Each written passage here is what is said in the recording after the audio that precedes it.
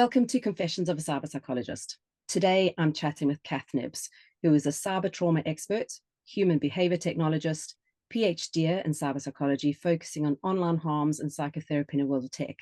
She's also a podcaster, TEDx speaker, global educator, prolific author, and trauma psychotherapist. Welcome, Cath. I'm so delighted to have you on board. Oh, well, thank you for having me. And every time that gets read out, I'm like, I do all that? Yes, you do. Cath, before we get into chatting about your work and your writing, can you tell us a bit more about your background of who you are, what the pivot point was that sent you down the road of cyberpsychology, specifically the world of online trauma? So, in a nutshell, I have a background in tech. And as we were saying before, it is a word that lots of people use. So very quickly, I joined the army when I was 18, and I was the first woman to do my trade. And in that trade, which was called optronics engineer or instrument technician as well, was that was the title. That meant that I worked with day sites, night sites, lasers, power supply units, lots of forms of electronics, and that was before we became a global IT world. And pretty much after I'd got married, had my children, left the army, I went into the world of IT, as it was called then, and I worked for a large number of companies, and that would be Hewlett-Packard, Dell, Siemens, and it would involve going through to people's houses and businesses. So it was quite an interesting role. And if I go back to, this was pre-2000, one of the companies at the time was called Tiny Computers. And that even involved drilling through people's walls to connect wires to make sure that monitors could be connected to one central processing unit. We've moved away from that since then. We now have Wi-Fi and LAN cables and so on.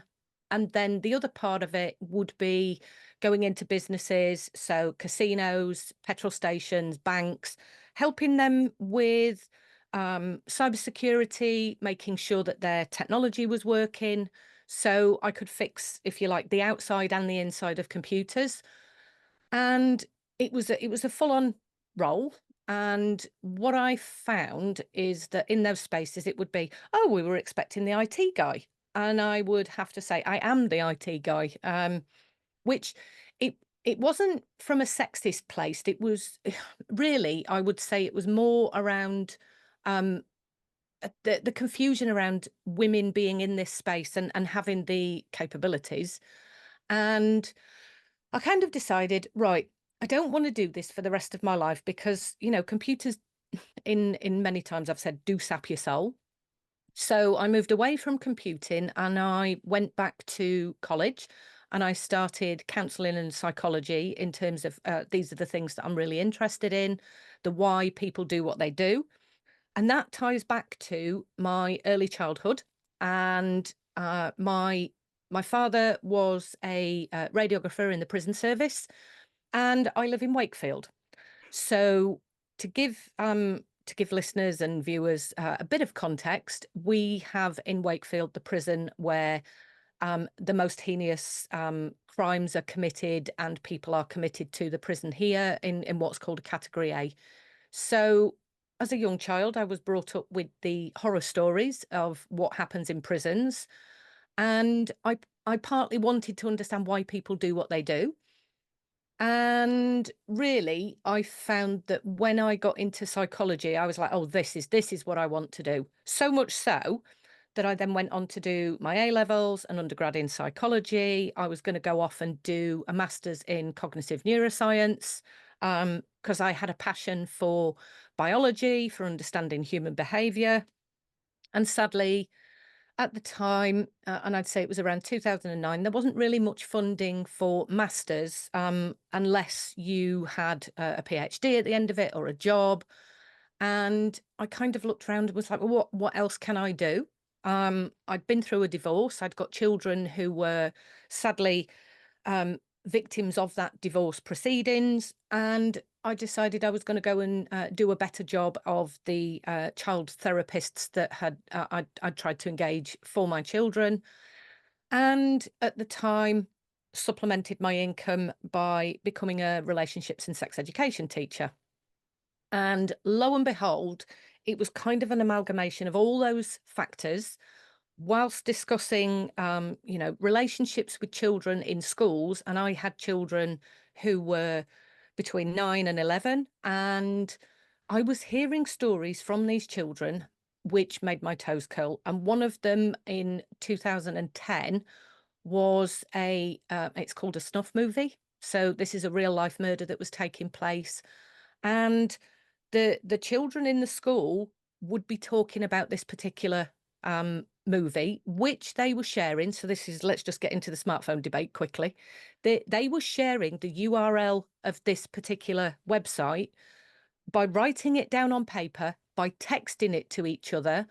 And this is in the days when there weren't necessarily the ways to access things in your hand. They would then download the video. They would share it by Bluetooth because that was how things were shared in those days.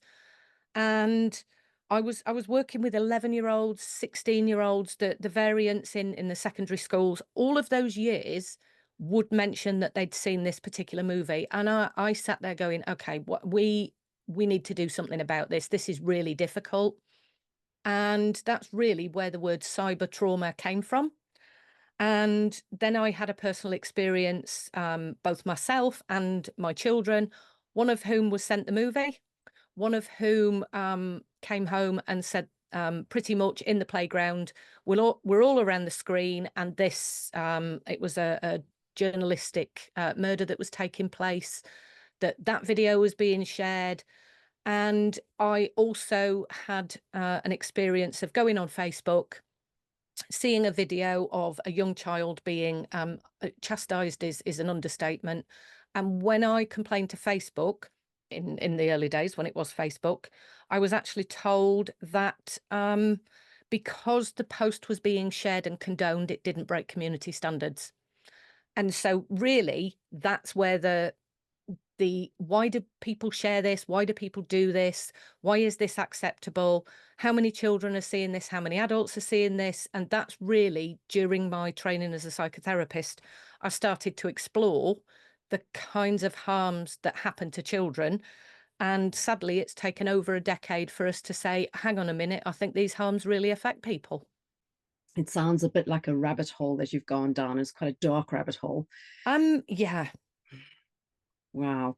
And I wonder if this is part of what parents are worried about, and they see some of this, and this is maybe why there's so much talk around at the moment. Yeah, well, I'm referring to it as hysteria, where Jonathan Haidt, and this is very topical. Jonathan Haidt is saying, "Oh my goodness, children are seeing pictures of beheadings," and I'm like, partly I want to go get with the program. This was Yeah. 10 years ago. Yeah. This is not a new thing. Yeah. However, the volume of this content, and a conversation I had with one of my children the other week, is we've gone from 360p to 4K. Yeah. So whilst I actually said to my son, it doesn't really matter about the quality of the content itself is difficult, it's traumatizing, and it is now something that most of the children in my practice will say, yeah, that's quite common, it's normal. And for me, that would be why we've got to have a real discussion about this. And that's what led to my PhD, which I've been, wanting to do that particular piece of research since 2010. Yeah. So it sounds as though there's a lot of desensitization that has gone on with the generation. Yeah, possibly. Well, I'm not entirely sure whether it's a desensitization or whether it's a change in nervous system adaptability. So I tend to focus on the psychotherapy impact, because in trauma work, a lot of people will say, no, it didn't bother me, which is the phrase that a lot of children use. Wow. And the desensitization is, for me, I pick up more about how people don't necessarily have interoception, and they don't necessarily recognize what they've watched, what has happened. And we know this from like witness trauma in domestic abuse, and certainly in the emergency services. And I've worked with a lot of people who are in those roles who use the same kind of language. You've been really prolific in educating others in online harm, especially among children. You upload a lot of talks to YouTube and push these out through your social media channels. How on earth do you continuously produce so much useful content? That's possibly down to my social media manager. So I don't myself physically spend a lot of time on social media. I don't have time. But I would certainly say there is a lot about my activism is to write, to teach, to educate. And I found the way to do that is short form video, long form conversation, writing books, and to get this PhD absolutely finished and signed off. So, talking about your books, you focus on children, technology, and healthy development, and you've written quite a few books already relating to how online harm. What got you started being a writer? Hmm. Now, I think everybody says, again, it's one of those, everybody says, it's a grandiose statement. We've all got a book in ourselves. Um, Mine came from, so the PhD is very specific, and I'm sure you know that in academia, you tend to focus on one specific aspect. And yet, because I've been working with children directly for maybe 14, 15, well, 14 and a bit years now, with this kind of stuff, and the stuff is, I think I'm down probably around 67 different types of harms that we can face. And that would be because there's so much lexicology and typology and taxonomy around all of this stuff anyway. But there was something about I don't always have time to educate, for example, social workers, police, and I wanted people to understand that there's more to the event than the idea of it is social media, it is technology. This is about human behavior in a world of technology. And it's not a correction to you, it's a correction to, unfortunately, the books have been titled that they're about children. They're not about children, they're about everybody. Um, that happens to be more of a publishing approach, really. Okay, that's great to know because yeah, your titles are children technology. So who have you written them for? Is it for adults, for children, for social workers, for therapists? Because you've mentioned Yeah. that slightly in your previous comments. Yeah. So in the first book, I'm actually talking about so I had a client who was in his 50s using tracking technology on his partner. So I discuss that particular aspect in the first book. And it was to say, why does this person do this? Well, actually, it goes back to attachment, and it goes back to fear of being rejected, abandonment, the kinds of relational processes that he had going on, and what that really meant for him in a bigger aspect. So it wasn't necessarily this was a 55-year-old man tracking his girlfriend. This was about a man who was worried, terrified, had lots of attachment issues from his childhood. And here it was playing out with the technology that allowed him to do something that you couldn't do as a child. Well, you can now, because obviously you can track your parents with all sorts of technology and so on. But Yeah. it was really, it's really the child in the adult in the world of today, if that makes sense. It does make sense. And it sounds as though it's about helping both the victim and the person who's perpetrating the crime, let's call it, Mm, understand themselves and understand the other person so that they can better deal with it, both from yeah. why are they doing this to me or why am I doing this, and find ways then to rectify that behavior. Yeah, well, that became so in the first book I talk about something called blue tick distress. And this is that WhatsApp phenomena around, has somebody seen my message? Am I important? Why are they not responding to me? And if you go back to this is kind of what I talked about in the TEDx conversation, was if you go back to children who are mummy, mummy, mummy, daddy, daddy, daddy, teacher, teacher, teacher, and they're not seen and they're not recognized and they don't feel important, actually that then starts to play out in forms of anxiety. And certainly I've been left on unread, or I've been left on read and not answered, is one of the most prolific conversations that takes place in the therapy office. And it is about how you read someone else's behavior, Yeah.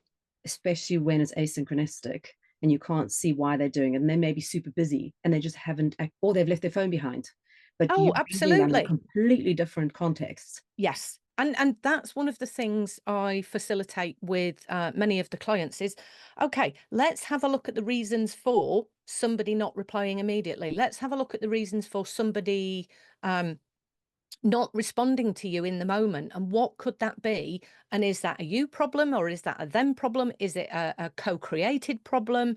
Is this a way of somebody communicating to you that actually maybe you've made them uncomfortable? Or is this now what we call ghosting? So, it's really complex.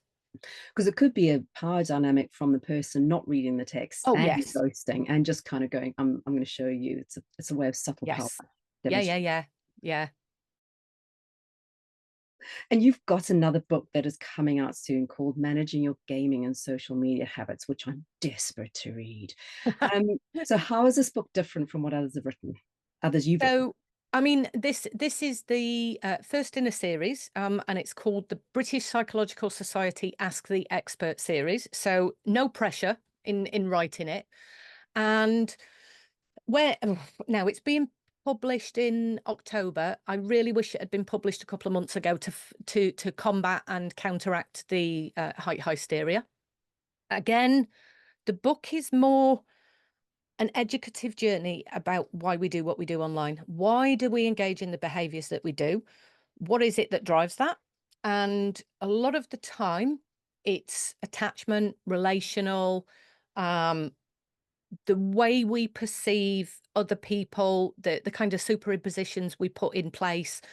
Oh, they're ignoring me because they don't like me. And lots of people use their technology without being aware of why they're using their technology. So again, it's a conversation I have in the therapy room. And this is really a book about really finding a way to have intentional use of this technology, which, crept into our lives. And it's become so ubiquitous that many of us didn't realize that we have the habits that we do.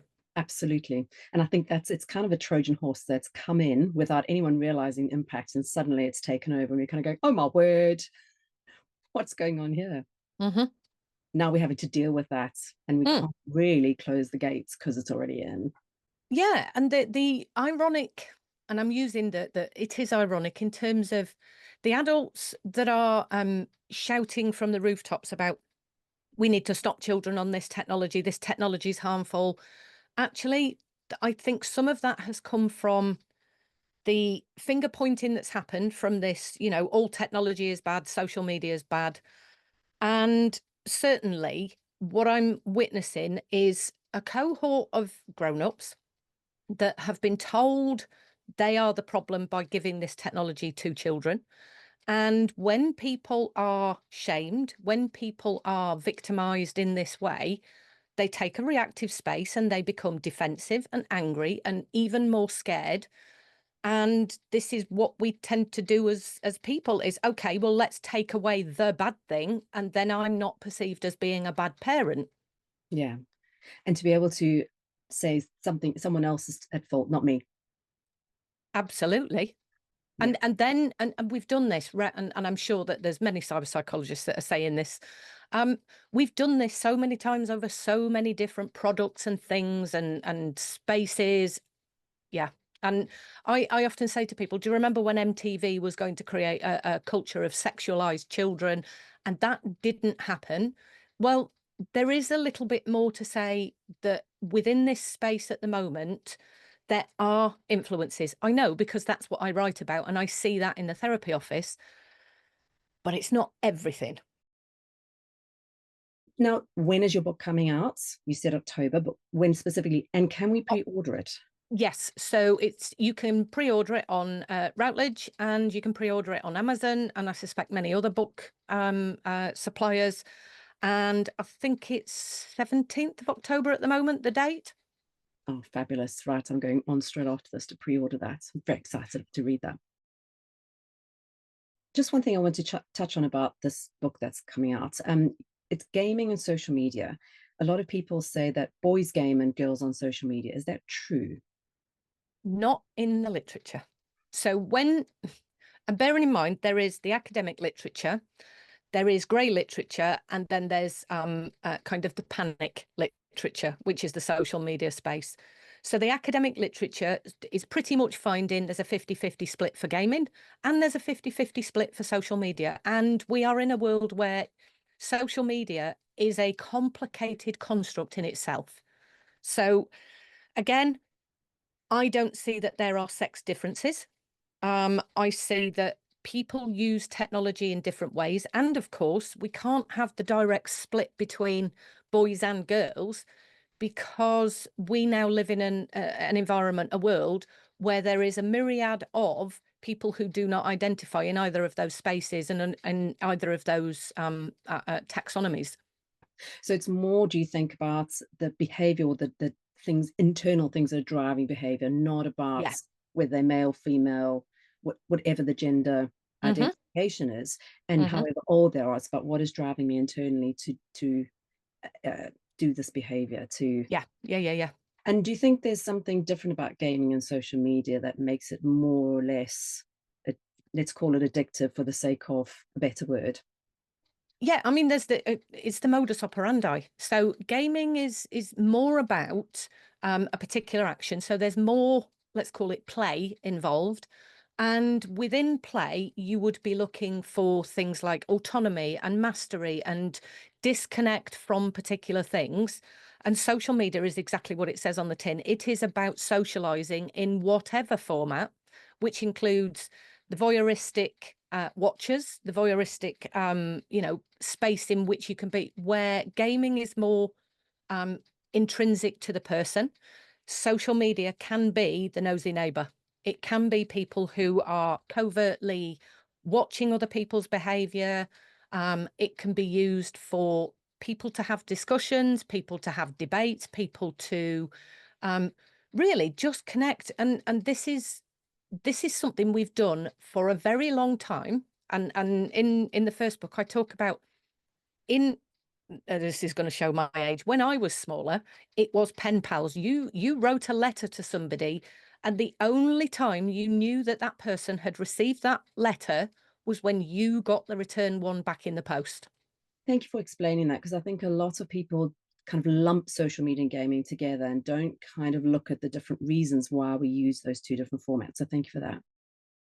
Okay, so you have a podcast that's called the Synapse podcast. Yeah. Who is it aimed at, and what kind of topics do you cover? What objectives do you have, and what kind of people do you talk to in your podcasts? So the podcast began as kind of an amalgamation of people, technology, and how technology can be used for health and well-being. So I dare not use the word biohacker. Okay. So so I'm a functional health practitioner, and what I actually see in the world of technology that allows us to look at our health and well-being takes you into the realms of, so I can do what's called epigenetic testing on my clients. And what that allows through technology is, in its most basic format, I can do DNA testing with my clients to find out what's called a nutrigenomic profile. So this is around pathways in the body that are indicative of later life issues, the major chronic illnesses, which are cardiovascular disease, Alzheimer's, diabetes, and cancer. But also it helps me work with people who have autoimmune diseases, for example. And in the world of trauma, there was this word thrown around in 2010, 2011, epigenetics and methylation. And I wanted to know what that was. So when I set about doing the podcast, it was around how can we use technology to assess what's going on? How can we use technology for helping us improve our own well-being? And that includes wearables. So I am a person who wears a Whoop band. I used to wear the Aura ring, but I actually found that the Whoop band gives me better metrics. How can we use technology to help us understand heart rate variability? So I've been using HeartMath software for about 11, 12 years now. That helps me work with my clients and help them find a way to manage their stress, a way to manage and be resilient by taking care of themselves. And really, the podcast was, okay, let's have a look at how technology can help us and also how technology can ail us and what the issues might be. So it covers cybersecurity, technology, behavior, and most of the people I talk to are either in two sides of the camps. They're either somebody who understands technology or somebody who understands human behavior. And really, they are episodes of information for teachers, therapists, social workers, police, maybe parents, because quite often parents are practitioners and practitioners are parents. And a lot of it tends to be around where the technology is coming in. So one of the episodes I've done is around AI in psychotherapy settings. I've done episodes around how we can use heart rate variability software, some of them around cybersecurity, data protection. So pretty much all of the books that I've been writing, they're the kind of people that I've spoken to. How can someone listen to or watch your podcasts? So the audio versions are on iTunes, they're on Spotify. I think that I would say all major retailers of it's the usual places. But I also record them in video format, and most of them are now sitting on a concentrated YouTube channel because I was spread all over in different places. So I do have a YouTube channel, and on there, I'm moving the podcast episodes because I've been doing this since about 2017. Wow. And, I'm not trying to be a Joe Rogan. I'm trying to be a repository of information, which is quite evergreen because one of the early episodes I did was with a police officer, and we talked about using technology while you're driving and the kinds of issues that presents, such as accidents. Now, now we're looking at so many of the issues around GPS in cars and what that can track and who can really see your data. So it's been a myriad of conversations, and they are all being uploaded into one YouTube channel at the moment. Brilliant. And I'll provide a link to that YouTube channel in the notes. And yeah, just to say, it's I do fall into my remit of sweary Cath because A, I'm from the military, but B, there is also sometimes when I say things and, a swear word is the only thing that will suffice in the moment. Isn't it about being human? Oh, absolutely. And you've also done a TEDx talk, which is amazing and so informative. But you talk about the three sisters and how this relates to our approach to technology use. And you also mention the relationship provocateur. Can you give us a summary of what you mean by these terms? And I will also provide a link to the TEDx talk. It's amazing to watch. So I think what we tend to do in technology is we try to find a technological solution to a human problem. And that's currently where we are in terms of the Online Safety Act. It's where we are in terms of GDPR. It's where we are in terms of software that can monitor, and certainly in the world of child sexual abuse material, which we call CSAM, using AI to capture and remove much of that material. What we often forget, and I think this is way before Freud. This is going probably back to Aristotle and really, really far back. We tend to forget the why we do what we do. So the three sisters is a metaphor. I've heard many people talk about, the three sisters is a story about three sisters see babies floating in the river, and one of the sisters wants to jump in and rescue the babies. The other one wants to teach them how to swim. And I'm suggesting that we go upriver and we take the approach of, well, let's find out why people fall into this river. Why do they fall into, as I call it, the stream of digital data, which is now 28 years of age in terms of the internet? Why don't we go and really start where the problem is, which is why do people do what they do? And the whole premise of the TED Talk is a personal reflection.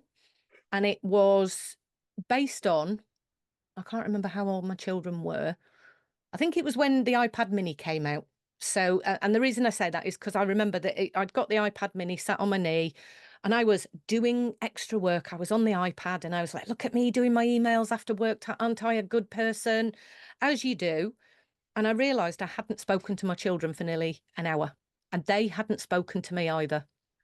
So the relationship provocateur is any piece of technology that gets in the way of a relational process, a relationship. And what I've started to see pretty much in the last 10 years is that children's attentional time in terms of eye-to-eye contact in the therapy room changed, and it has been changing. And children are now more gregarious. They seem to want your attention in much more of a demanding way. And I put that down to something that I call in my first book, attachment. So it's a changing way of the attachment process because we've gone from the standard 1950s 2.4 nuclear family, as it was called, into a space of mum, dad, and the thing. And the thing is used as a way to engage with babies. And that's when I hear most of the motherese. It's when I see lots of conversation taking place. And if that's the case, then what has this piece of technology done to that relationship? And I'm well aware that it is a provocateur. It changes the dynamic of how we connect. Yeah, connect with other humans. Yeah. Mm. And how we connect with ourselves, I'm guessing, as well. Oh, certainly, certainly. So there's lots of intrapsychic processes about I'm only important when I've got the right filter on and when I've said the right thing and if I'm in the right space. And that's certainly something I've said in the book coming out. When I first began in this space, I did try to ally with a lot of the academics that had the same viewpoint as me. And I got in the middle of what I call the Great Atlantic Debate, and I only wanted to hear what matched what I was seeing in my office. And that's not a way to be a good researcher. It's not a way to be a balanced human being. And those critical thinking skills usually only happen in relationship when you can ask questions and you can create that kind of thinking. So we hear a lot of talk about the echo chamber that the AI creates. Yeah. And I wonder if it takes quite a bit of courage to step out of that echo chamber like you have and just saying, actually, there is another side of the arguments. And I want to hear other viewpoints. And even if it kind of conflicts with what I think and what I completely believe, it takes a lot of courage actually to listen to someone else and hear them. Yeah, and it can often jar, and certainly I am a feather ruffler in the space of saying, well, where's the evidence for that? So for example, one of the statements I hear used a lot by some of the media, generally in the US, is, for example, the social media documentary. What was it called? The Social Dilemma, in terms of this is the way to the and it's phrases like this is the shortcut to the base of the brain. You know, this is the limbic system hijack. And I want to know where the evidence for that is because I cannot find it in the literature. It's a grandiose statement that's scary, but also I see statements like, well, they don't do this in China and Silicon Valley. Where's the evidence? And when I start to ask those questions and say those things, it feather ruffles for sure. So you've done a talk called The Real Social Dilemma. What do you cover in that? And because you kind of compare it to the Social Dilemma movie.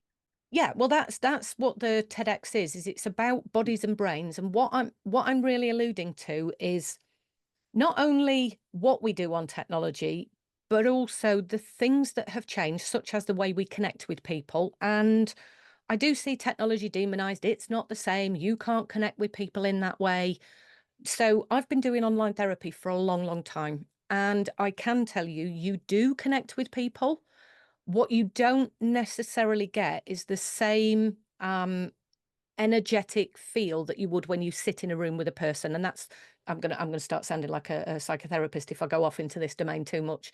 But there is something about we are electromagnetic beings. We are vagal to vagal communicators.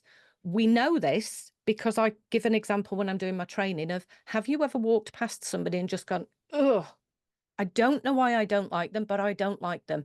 Or that person gives me the heebie-jeebies. And that comes from a deep knowing around interoception, what Stephen Porges calls neuroception. And whilst that's omitted through technology spaces, there are other indicators. And for me, it's a different medium and a different way in which we're evolving. And really, I think that's the social dilemma that we're struggling with, is we don't necessarily get the same points of, I'm going to call it a warning. We don't get the same points of warning about the content that we're engaging in. And to give a quick reflection, and I'm not spoiling my TEDx here, but when we hold babies in the most intimate conversation that ever begins, their very first few moments of life, it's at a particular distance. And lo and behold, that's the same distance we hold our smartphones, we touch our smartphones. It's the same distance we're probably sitting now at the computer. And that is an inherent knowledge of safety. So I call it the false zone of safety in the first book, because what I'm talking about is the neurobiological processes that happen. And this is why we can be so reactive to people online, because we are bodies and brains, and quite often we're bodies before brains, and reactive and responsive, and we're not necessarily getting the same kinds of signals. Now, that is going to completely change with VR, and it is changing with VR, and I am seeing that already. So we're not able to read that because it just doesn't exist with a 2D level of technology interaction. Yeah. It would do with a 3D like VR. Yeah, and that so anybody that got the PS4 VR, right? When that first came out, there was a set of games that came out, and this was my first moment. Was, I think the game was called Luge. So you're on a little board and you're going down a hill, and one of the points of the game, you actually go up on similar to a humpback bridge. And what I noticed is it felt like my stomach lifted, as it would do on a humpback bridge, but then I didn't get the gravitational pull which you get in the real world when you come down the other side. And that left me going, this is really, so we're going through another complexity of immersive empathy. We're going to go through spaces where our bodies are going to change in the environment, and we're going to recognize it's not quite real, but it is real. And Yeah. that fascinates me, and I would love to do that's post PhD. That's more about, let's get the cyberpsychologists in on this. That's fascinating, and a space where I would love to understand the immersive way in which our brains understand immersive technology. Yeah. And how we interact with others and how we interact with Mhm. ourselves and how we evolve in that process. Yeah. So you touched on your PhD, and you're currently finishing off your PhD in online harms and psychotherapy. What got you started on this journey? That was the 2010 children watching these horrible types of material. So the PhD is focused around what we now might call online harm, inappropriate material. And what I've done is gone out and talked to primary school age children. I want to go luckily, well, it's not luckily, it's a privilege. I have the skills to talk to children in a trauma-informed way, which, to be honest, hasn't happened in any of the e-safety literature to date. Many people ask children questions which are re-traumatizing, and it's not facilitative to a child's point of view and phenomenology. So what I did was I went in and I spoke to these children about what they've seen, and it's, excuse my French, a no shit Sherlock piece of research. They are affected by the things that they see that are not okay. And, there's been some absolutely wonderful moments from 7-year-olds making statements like, well, the tech shouldn't allow that stuff on for us to see in the first place. And they should make sure we are who we say we are, out of the mouth of babes. Exactly that. Yeah. And I think this generation is going to grow up with that. And they Yeah. will probably be the ones who put their foot down and say, enough. We've been exposed to it. This is not okay. And I won't Oh, let yeah. my children Yeah. get exposed to this. Certainly. Now, I don't quite like the way we label people, but certainly the Gen Z, and certainly the ones that are, I'm going to say 27 and under, are starting to say things like that, like, hang on a minute. And one of the things I will say here is we failed a generation of children hugely. And my children are first generation internet users. They had not a helicopter parent, but a parent who took an interest in what they were doing and has watched the evolution of this kind of material, the forums, the 4 and 8chans, certainly the Reddits, and the places where opinions and the kinds of I've always said, if there's a thought that's been thunk, it exists on the internet. And of course, that means that we've been exposed to the darker side of human behavior, which is something that I wrote about in 2016 on a Kindle book, and I called it The Darker Side of the Internet. It hasn't covered enough of what exists, and that's really how I got into the PhD, because what I would say is these 7, 8, 9, and 10-year-olds are seeing things that the adults wouldn't comprehend as being excessively violent or excessively inappropriate. They're affected by fairly mundane issues. And I recently had, so just to give an example, I recently had a parent phone me up about their 6-year-old child who had watched YouTube Kids. They'd watched a Peppa Pig episode, and on the Peppa Pig episode, how do I put this politely? Peppa Pig had removed her skin. And this child was now incontinent, not sleeping, having nightmares, unable to concentrate in the classroom. And that is a cartoon version of something that we would be saying, well, actually, under the Online Safety Act, we would be looking at violent material in this particular format. Well, this is the same as Tom and Jerry, as Scooby-Doo, as Pokemon, etc., etc. That's extraordinary. And it's not uncommon. A lot Yeah. of the children I work with are frightened by things. So let's go with not Momo, because that was a bit of a hoax, but they're frightened by things that appear in the gaming environments, such as Fuzzy Wuzzy or Huggy Wuggy, should I say.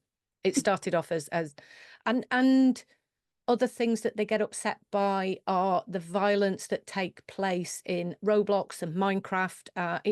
We're not talking high-end 18+ rated movies, even though some of the children I worked with that were 7 and 8 have watched 18 rated movies because they now have access to video on demand. Do you think parents are aware that their children are watching these? To give a balanced answer, some are not. Okay. And that's mainly because, and I think this is why we've got such a reaction at the moment. We made, and I can't remember which book I've put this in, we made an assumption that the internet was going to keep our children safe in the same way that we do education does. And that's not any fault of a parent. It's the naivety of, well, if it's an environment that's been created for children, it is likely to be safe, because surely nobody set out to create an environment that was going to be harmful to children. And I am going to say, let's say, in favor of big tech, Mark Zuckerberg never set out for Facebook to be an environment that hurt and harmed kids. Yeah, agree. And what we've done is we've demonized Meta and Snapchat and TikTok as places where children get harmed. And again, I go back to, and that's because people, and humans will always human. And these are environments where humans are in connection with other humans. And yes, the access to children is now much, much easier for perpetrators than it ever has been or ever would be in the corporeal world. Yeah. I think you're right. A lot of things are set up and kind of quite innocently or just for very different reasons, and then they actually evolve to become. Yeah. The bigger they get, the harder it is to control, the harder it is to make sure that people aren't harmed. Yes. And the counter argument to that is, well, let's just go with Elon Musk's The Town Hall. I usually use a metaphor of either a shopping centre or perhaps a city park. I normally talk about a city park. Lots of these activities would not be allowed in the real world. And what we've, I don't know whether to say failed to understand or we don't understand because we don't understand. This is that not knowing and knowing, the unknown unknown, is in the space of cyber, in the space of virtual online or whatever label we give it, we haven't recognized that that's where people's thoughts, desires, wishes are enabled, because it's a space in which, to go back to John Sula's phrase of we've got the online disinhibition effect. And I think we don't realize that when we're engaging in Mm, online stuff, that we are enabled yeah, by this technology, and it yeah. makes it so easy for people to be disinhibited online, and we don't recognize that. Hmm.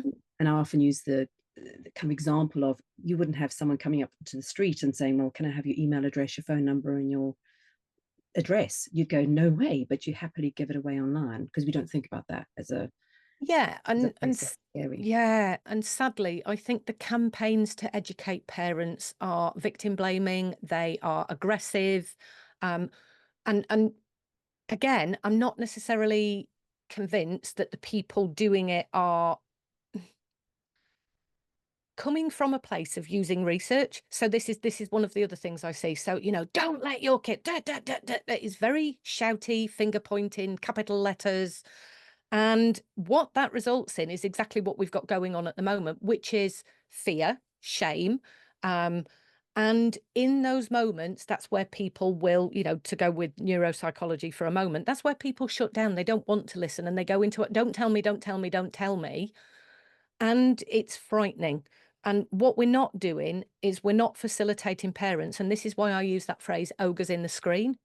And it's about understanding, if you knew there was ogres in the screen, you might do things differently.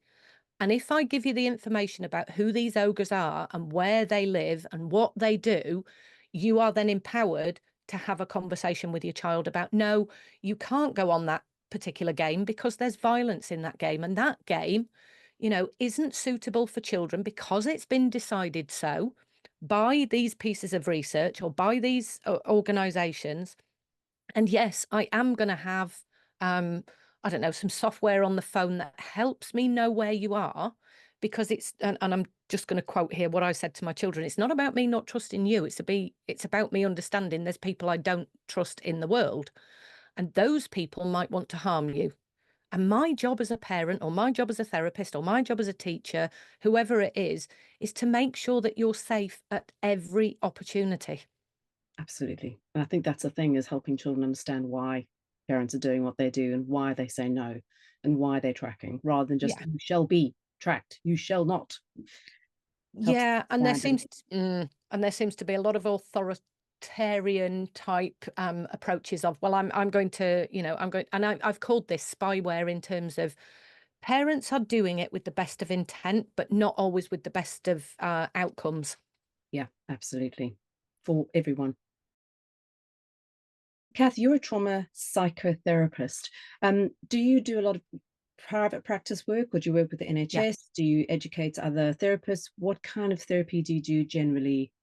So, yeah, in a nutshell, I'm a trauma psychotherapist in private practice, and much of my work at this point in time has evolved into, yes, I get a lot of phone calls about certainly technology, intimate image sharing, working with families where there has been contact by family of origin. So these might be children in kinship, children who are adopted.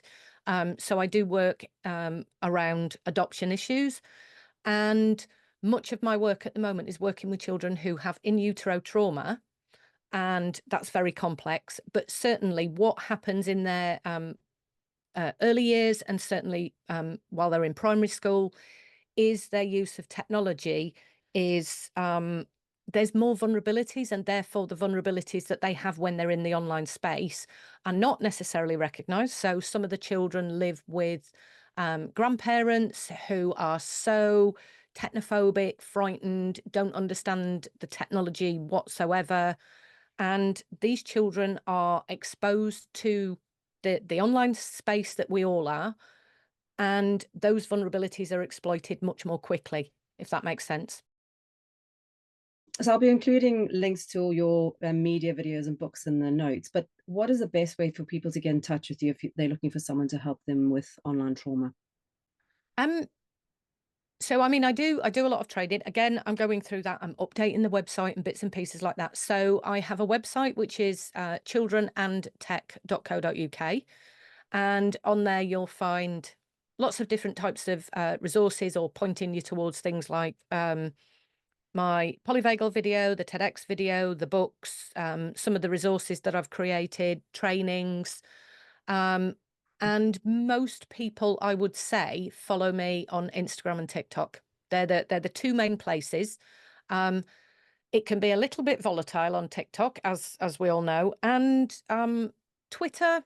Twitter, I don't really have that many followers, but then again, that's because I don't spend a lot of time on Twitter. I went through, or X, it's now X. I went through the phase, as most people do, of getting into debates, and I've actually found it's not the place for me to communicate to parents, to professionals. So I'm also on LinkedIn, where I take the TikTok and Instagram videos, and my social media manager, we put them on LinkedIn as well. Okay. So across various different platforms to reach Yeah. various different people. Yeah. What is the question, Cath, the most important question I haven't asked you yet? I think for all of us, it's why do we use the technology in the way that we do? And that would certainly be, so if you were to ask me that, mine initially was I wanted to see what everybody else was doing. I wanted to be popular. That was why I joined Facebook in 2007, as everybody else did. And I went onto Twitter, and it was I wanted to educate. So a lot of the pattern that I've had was early use of technology was to be in those spaces, to find out who was doing what. But what I would say now is I don't spend as much time on social media, mainly because I'm saturated, and I think a lot of people are saturated. And I would certainly say my use of social media now is educative. There's too many ads. There's not, it just feels like you're being bombarded by things you don't really want to look at. Mm-hmm. Yeah.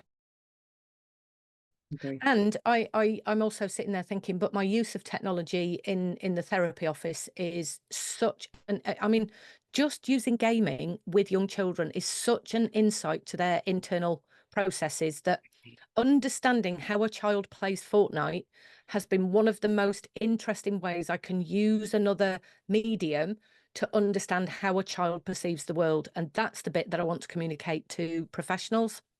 Because there is a lot of play therapy that involves physical things like blocks and crayons. So it's very fascinating that you're using games, online games, to do that. Yeah. And well, just Wow. to give a quick example, and I know it's kind of like there's a time thing here, but I'm gonna add this in.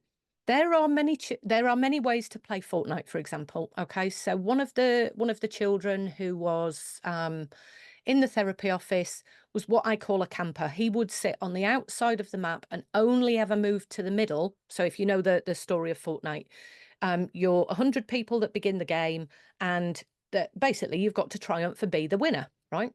Now, the way you do that is you either go in and kill as many people as you can to get to the center away from the storm, or you do what this particular client did. He did not like conflict. He came from a family where there was a lot of domestic abuse, so he would hide and wait. And that was his strategy in Fortnite, which allowed me to understand this is his strategy in the real world. He will stay out of the way until it's absolutely necessary to be in a space where there is, in Fortnite, the engagement with other team members, or in the case of Battle Royale, he was against others. But actually, when it came to cooperative play with his peers, so if he was doing the squad version, he couldn't do that. He couldn't understand social cues as they are in the game, versus a little boy who will, pretty much tell me, this is what I'm doing on social media, this is what I'm doing on VR, this is how I play this game, this is what you need to understand about this.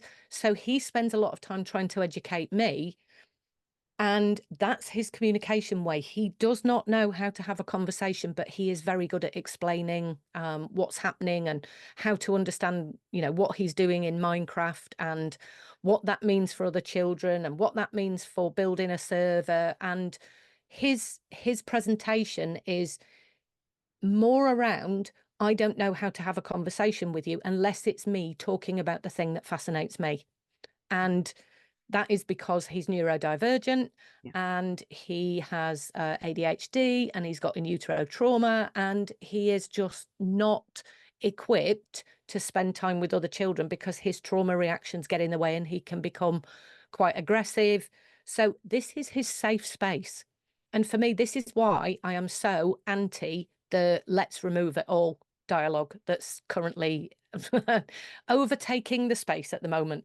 I think you've given a real good insight into how this could be used in a really constructive way, rather than Yeah. one big brush of it's rubbish and gaming is making young boys kill everyone.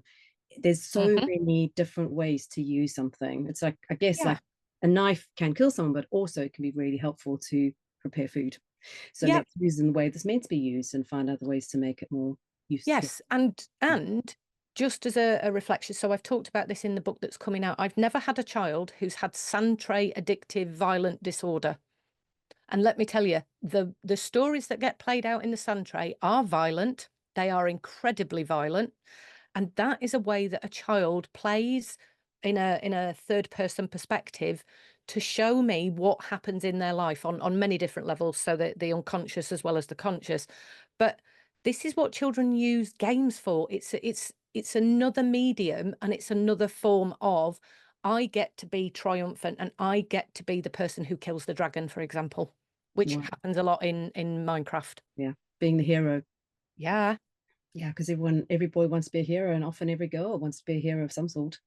Yeah. So just kind of finishing up, there's one question I always ask guests is around the frustration a lot of cyber psychologists feel around media misinformation that often takes academic findings and then sensationalizes them to foster either clickbait articles or moral panic or negative social narratives around digital technology. Do you think this is getting better or worse?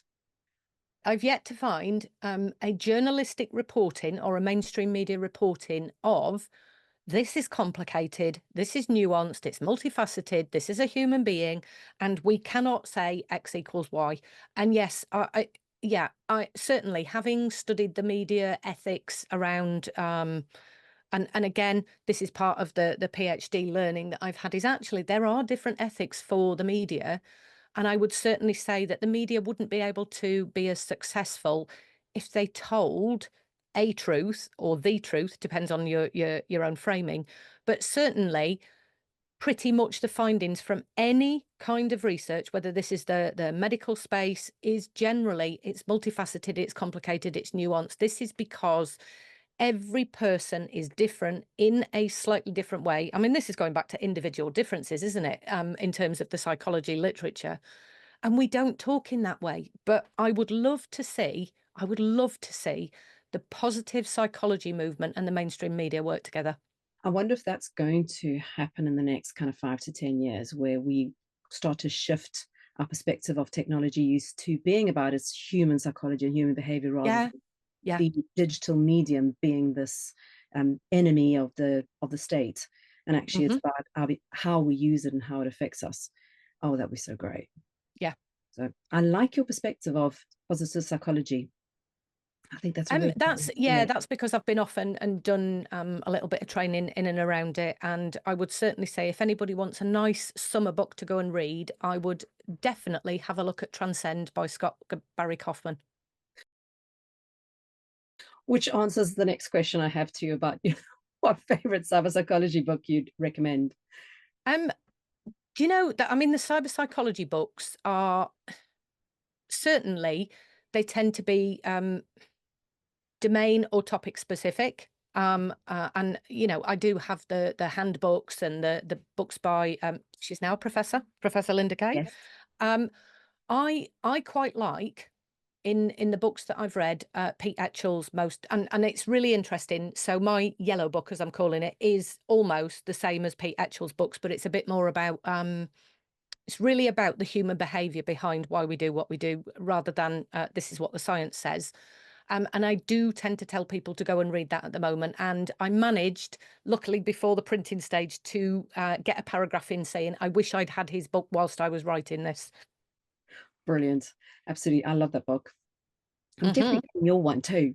I wanted this book to hurry up so much, and anybody who's ever written a book knows that it takes a long time to get to print. And yeah, the book was handed in 2023. It's something that I was like, oh come on, Jonathan Haidt's getting everybody upset and frightened and scared. And yeah, Yeah. actually, there's a reflection in terms of the mainstream media. Actually, I'm going to talk about podcasts for a second. Yes. Jonathan Haidt has been able to get on the biggest podcasts of the biggest speakers. Yes, he has. And I'm going to use the word pontificate in terms of actually his understanding of technology and cyber psychology is minimal and massively.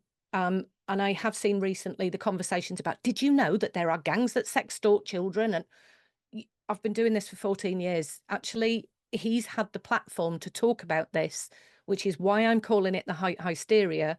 And we're not having good communication about this because, I think that Pete Etchells' book should be in the same space in terms of sales and conversations as the Jonathan Haidt one. Agree. I think the difference between them is because one is slightly more academic. Pete Etchells' one is more academic. It can be slightly harder to read because it doesn't have as many stories as Jonathan Haidt's does. But also, and Jonathan Haidt is more a social psychologist, so he talks about it from a story perspective. And as you And said, yeah, doesn't have that background and why? What is the technology behind it, or behavior yeah. behind the And that technology? was, yeah, so that's a line definitely in my book is I had to do, now I was attacked on social media by a neuroscientist telling me I didn't understand neuroplasticity, I didn't understand the work of Twenge and Haidt, and I had to kind of roll my eyes and be polite, but also go, that's because they don't read the research either. And actually, having taken a deep dive into both sides of it, I find it really interesting that social psychologists are anecdotal in a lot of the stories that they use, and there isn't the evidence. But also, when we start getting into the quant, it gets so complicated that I got confused. And sometimes I was looking at pieces of research going, how the heck is the general public supposed to understand this? So what I've actually talked about is this is really complicated because researchers have a remit as to why they're doing something, but also when it comes to communicating to the public, we have to understand, well, if we take the academia and we say, okay, so this is the finding for this particular process. And again, I'm probably not going to make friends when I say this. There is something about we are more than hormones, we are more than brain scans, we are more than a number of self-referrals to mental health institute systems, we're more than the numbers of self-harm presentations in hospitals. And again, just to take that statistic, when I was looking into that research, it doesn't show whether those self-harm numbers are people revisiting, because the thing about self-harm is it tends to be a repetitive behavior. And it's complicated because there's varying forms of self-harm, but numbers don't give the whole picture. And what I've found is that's the moralistic, hyperbolic stuff that we've all zoned into because it's frightening. Look at the graph that goes up, or look at the brain scans. And I think we do a disservice as academics sometimes because we try to become look at the numbers, look at this picture, look at this. We know more than you. Therefore, we're not going to communicate it in a way that makes sense. Yeah, it's making up stories from correlations that don't dive into details of why or how or what if and what happened. To be honest, that's the biggest chapter in one of my books around the health and well-being industry. And that happens all the time. And, just to give a reflection, I see so many children or young, it's mainly adolescents that come into the office that are changing their diets, changing what they're buying on the internet, the kinds of foods they eat, the supplements they take, the exercise regimes, the food they then don't eat, because the health and wellness industry, specifically diet and exercise, is full of that correlational bullshit. Cath, it's been such a delight talking to you. I've gained so much insight, and the work you're doing is so necessary in terms of educating others about trauma, and especially parents, the teachers, therapists. Thank you for all that you do for Thank you. cyberpsychology.